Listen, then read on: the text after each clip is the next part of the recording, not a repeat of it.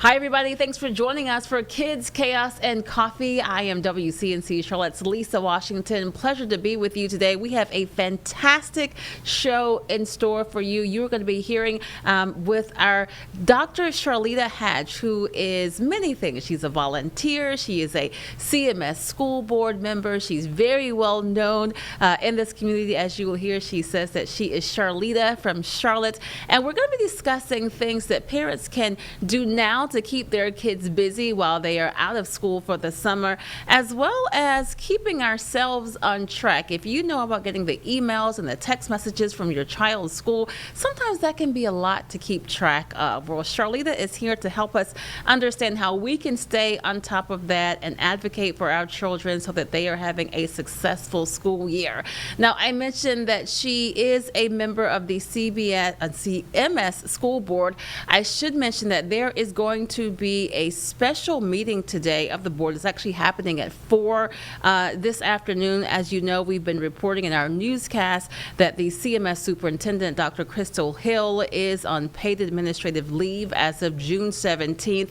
Charlita, Dr. Hatch will not be discussing that today. Of course, that is a news story that we will continue to follow, but we should mention that that will not be a part of today's interview. But again, a really exciting show ahead, so make sure that you tune in for this because there's some great tips that I think all of us can walk away from.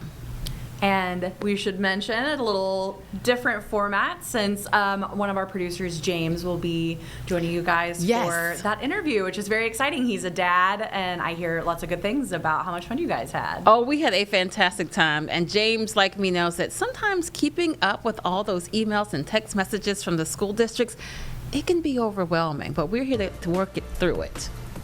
She is a CMS board member. She's an author. She's a mom. She does all things kid-related here in Charlotte. Is it okay if I call you Charlita? Yeah. I can go with Dr. Hatch, but I feel like I know you enough to say Charlita. Charlita from Charlotte. You always say that. It is so great to have you on. Welcome. Thank you, and I'm so glad to be here. Okay, so it's the middle of the summer. We have these kids. Things are chaotic now, at least in my household. I don't think I'm the only one. You are not. Let's talk about what's happening in the middle of the summer, what we should be focusing on with our kids. Anything in particular? Yes, every single day you have got to read. And I think we hear it and we're like, yeah, but kids they have to read 15 minutes a day, make reading fun. It can be magazines, graphic novels. You can watch a movie and put it on silent, put the closed captions on. You can create stories, go play I Spy and have them read the highway signs. But reading is so critical and the foundation for everything. So reading is a must. Every single day. Every single day. And even if they're whining and complaining about it, it's fine. They still need to do it. I have mommy school, and my kids definitely complain about it, but it works, at least for me. Okay, so let's talk about something, because when I met you, I think last year, you were saying that you did research focusing on multi-generational parenting. And one thing that we know, there are moms and dads who are raising kids, but there are also grandparents and aunts and uncles. Tell me why it's so important, how things should focus on multi-generational parenting. It's so critical because when you think about where we are right now, the future is now, right? And so we keep talking about either artificial intelligence or technology, just the way school operates now. It is not apples to apples. So the way my parents, who are huge caregivers for my family, and they talk about when they were in school or when we are in school, and I have to remind them, that is not the same. And it's important for us to understand that you have people who are teen parents, and you also have grandparents who are in their 70s and 80s, and then everywhere in between that are caring for children, which is a blessing, but also that informs how we communicate with parents, that informs how, and caregivers, what they think kids should be doing, right? So back in the day, you just went to your grandparents' house all summer and played outside. You didn't pick up a book. No. You weren't doing math. You weren't in all these fancy summer camps, right? Well, that's where we are now. So we have to really figure out how we bridge that gap. So we appreciate the village, but we also have to make sure we're bringing the village to the time period we are in right now. That makes sense. My daughter always says she's in middle school. You don't know what it's like to be in middle school, Mommy. And you say, you know what? I don't. Because we didn't have social media. We didn't have Snapchat, right? We didn't right. have all this access to information. Even I remember being pregnant and talking to my mom about that. And, you know, she had what to expect when you're expecting, Yes. Yep. and one ultrasound. Well, the anxiety now of having all the information of what to expect every single week and 10 ultrasounds, Right. it was a completely different experience. So you're right, baby girl. We do not know what it's like to be a middle schooler today, and we should honor that. That is true. I'm sure that she will love hearing that. Mommy was wrong. Yes, mommy was wrong, and you were right. You heard it here, folks. All right. So you are also a CMS board member. This is your first year on the board, yes? Yes. Okay. Let's talk about, you said it's important for our kids to read. Let's talk about iReady, which has been a big topic both in our newscast and the CMS school district, because this is a program that people have strong opinions on, but it's used as a tool to measure where students are and how they're progressing. And kids are using it over the summer. Correct. And so I think one of the other things I would qualify is I have been a technology leader in this community for over 20 years. So I also have strong opinions about our technology use. And we talk about iReady, but we really need to determine, are we talking about screen time?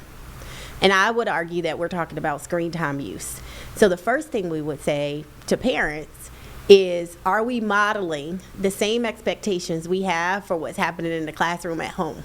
So are kids on Minecraft and Roblox and YouTube Shorts for hours on end? And if so, how are we managing those things at home? And then, now let's go to the screen time conversation at school. We absolutely need to continue to evolve and look at the way that we use iReady as a tool in our toolkit and our technology at school. There are benefits and pros and cons, just like social media, right? So you can see lots of good coming from social media. We feel like we know each other's families, all of that. And then you have people that are doing bad things. So do we get rid of all social media because of that, or do we figure out how to put more guidelines and guardrails in place? And I think what you're hearing from the board is we are challenging our district leadership to actually look at the goals and guardrails that we have for technology use broader. iReady actually is doing really good things for our kids, but are we overusing it in some classrooms? Maybe, and we need to look at that. But I would encourage parents who have, every student has access to iReady.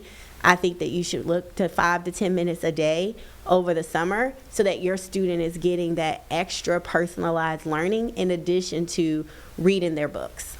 Because I think that there are some parents, and I'm not trying to shape anyone's opinion, who aren't as familiar with the program and the way that it works because it is tailored. James? Yeah, I mean, I will admit my oldest son is 8, and I went a grade level or 2 without even realizing I had a tool to use optionally at home.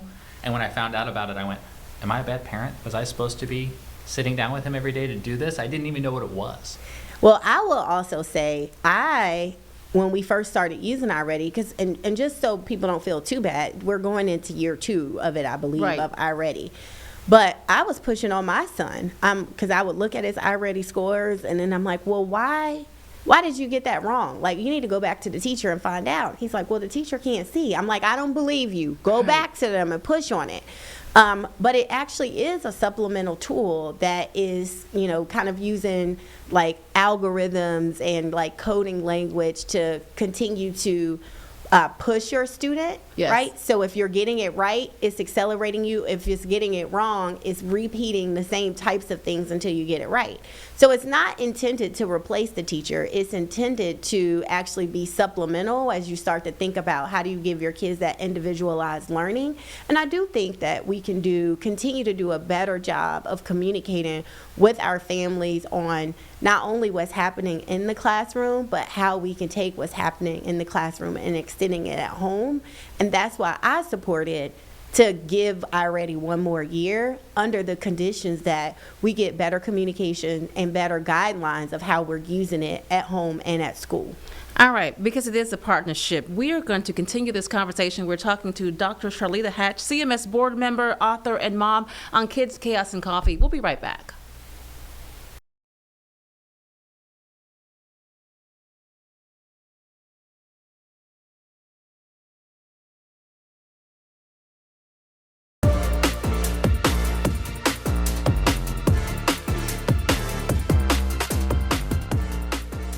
If you are just joining us, we are talking to Dr. Charlitta Hatch, a CMS board member, an author, and a mom joining us. Charlitta, it's so great to have you. Now, we were previously talking about iReady and tools that students can use, that they are monitored, and I think they call them screeners is the term through CMS. But James and I were saying many parents aren't familiar with this. A lot of them didn't even know that this was a tool they had at their disposal for kids to use both in school and at home. James, you had an incident like that. Yeah, I think it falls into the category of just trying to keep up, Lisa, with all the text messages and the emails and the parent square and the Facebook. A QR code came home.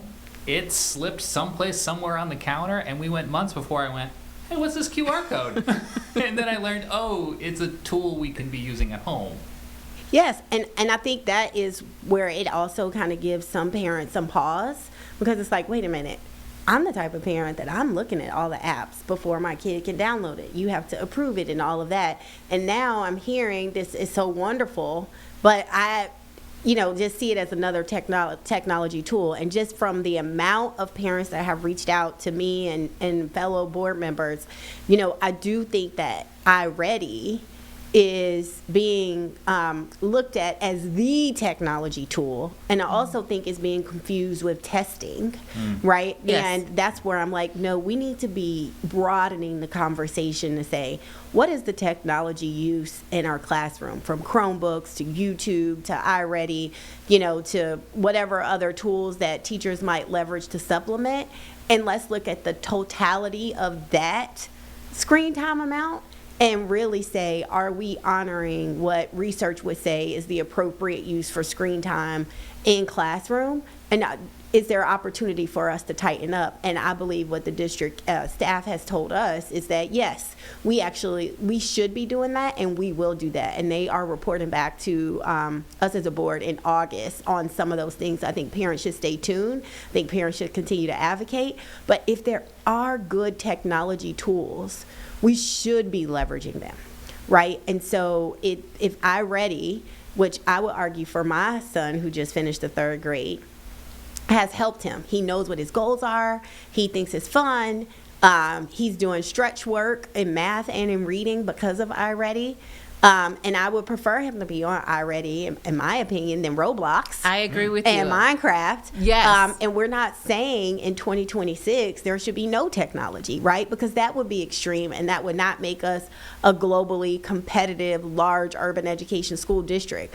What we should be saying, though, is, are we using all the right technology tools at the right time, and are we using the right amount of time? So I just want to continue to encourage parents, go do iReady, even for one time with your kids this summer, to see what they're doing, and also compare it to some of the other apps and games that they're doing that may not really accelerate their learning as it relates to reading and math. Because not all screen time is created equal. As you said, if they're on games, that's one thing. If they're on YouTube or something that is not productive or educational, I think that is different. So you're encouraging parents to stay engaged and connected. Parents are busy. We're working, we're tired, we have other kids, we have other responsibilities. What are your suggestions? You're a mom, also a school board member, of ways that parents are engaged, not just over the summer, keeping your kids active, but during the school year. As James said, you're going to get all of those emails and text messages and so many notifications. What are your suggestions for parents? So the one thing I always encourage parents to do is to have that check-in with the teacher. I think that, so let's take the summer out of it, but just for the school year, I think just asking at least once a month, how is my child doing? Is there anything that I need to know or that I'm missing? Because that'll give you the headlines that's tailored to your kid.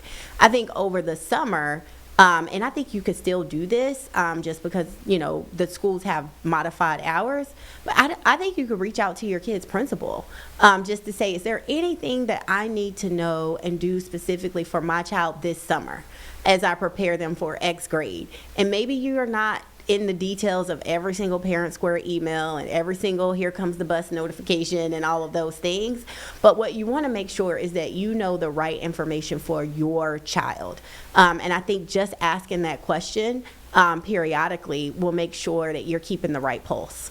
And I think I will say one thing that certainly changed from when we were in school, the access that parents have to teachers, to principals. Before, it wasn't, just the occasional visit to the school or check in with the teacher on specific nights, which they still have.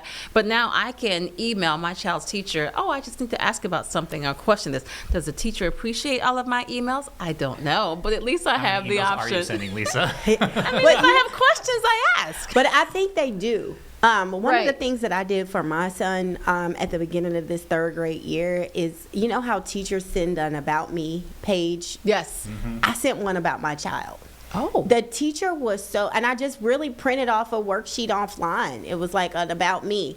The teacher was so impressed and thankful because it had like the way that he learns, his favorite book, things that I'm concerned about, goals I have for him for the year, but it was like in one of those worksheets with the big apples and books and all of that. It didn't take me that long to do, but she was like, thank you for this, because I spent so much of the first month trying to learn the kids.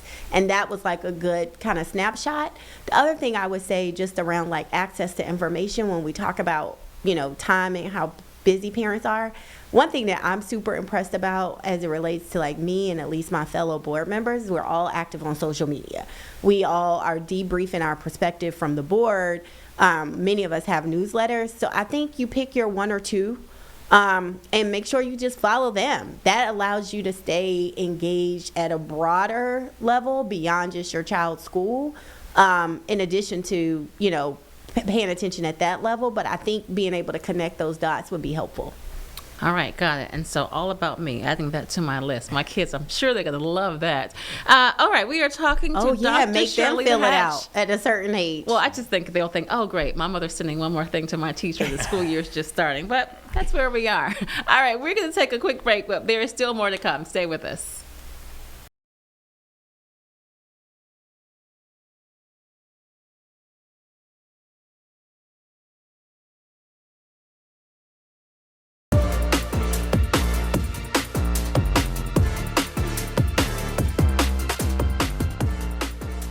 This is Kids, Chaos, and Coffee. We are talking with Dr. Charlitta Hatch, CMS board member, mother, and author. So kids probably aren't looking at the calendars the way that parents are. I'm looking at not only the calendar, but also my grocery bill, because those, what they call summer stomachs, Yes. are really much larger than that. But it's getting close to the start of the school year. Some kids, if they're thinking about this, may be getting those back-to-school jitters. Maybe you're going to a new school, a different grade. Maybe you aren't going to be with your sibling now. What are your suggestions? What tips do you have for parents and for students thinking about back-to-school jitters? One, I think it goes back to our conversation earlier around school is different now.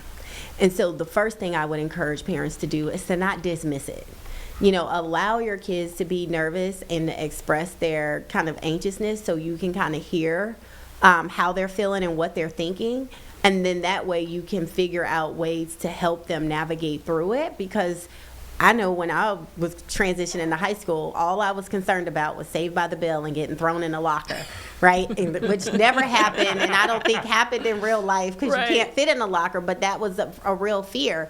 But I think our kids have way more fears now, like the difference between being picked on versus bullying and just all the things that's happened in school. So I think you should ask questions like, how are you feeling about the next school year? Is there anything on your mind? Are there things that you're concerned about? Just so you can start the conversation. And if they don't have anything, then great.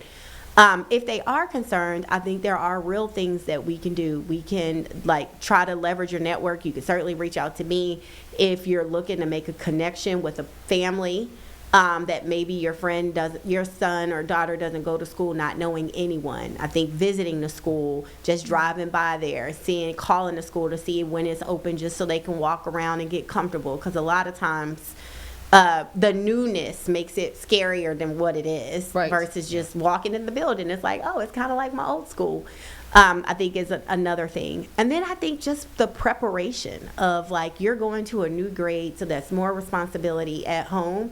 So what are some of the things that you could ask ChatGPT, hi, my kid is going to go to the 4th grade. What are some assignments or things that I can do over the summer for them? You can Google free 5th grade worksheets or a 7th grade reading list to prepare them, because when you can build your child's confidence that they belong and that they're ready, that also helps. And then lastly, I'm a big chore parent. So as you now use the summer, every kid should be adding on additional chores and responsibilities. And as parents, I think we can raise our kids to be independent and not need us. So what can they learn how to cook? What can they learn how to clean? What can they add from a responsibility standpoint that also shows that they're headed to another level of life, so that we can raise great, competent adults that can cook and clean for themselves. I had a conversation with someone recently, and we were on the phone, and I was like, she's like, what are your kids doing? I'm like, oh, they're doing their chores. And she's like, kids these days don't do chores. I'm like, no, my kids do chores because it's incredibly important. But you talked about building confidence in kids. So I'd like to get your take, and James, you as well. It's one thing for your kids to be confident. I think it's another thing for them to advocate for themselves, right? I'm not in the classroom. You guys aren't in the classroom. How do you work on making your kids confident, but also making sure that they aren't afraid to raise their hand and to advocate for themselves? So I got this advice from another mom, and it really is pretty jarring when you think about it. In order to raise kids to advocate in the classroom, they have to first be able to advocate at home, which is also sometimes the opposite of our parenting styles. Mm-hmm. And so it's like, how do you give your children choices and teach them to advocate for those choices, and then you honor those choices so that they feel safe enough in their own voice that they should be able to speak for themselves. When you send them to school, I know with my son, I'll give an example of, he was having an issue on the bus, and I was talking to him about, like, you need to talk to the bus driver and tell them. He didn't want to do it. And I'm like, okay, well, if you don't want to use your voice, then this problem is going to persist because mommy can't solve it for you. And so then we wrote a letter to the bus driver. He wrote it in his own handwriting about what he needed and why he needed it. And then she honored it. So advocacy comes in different forms. Another thing is if he left his homework folder at home.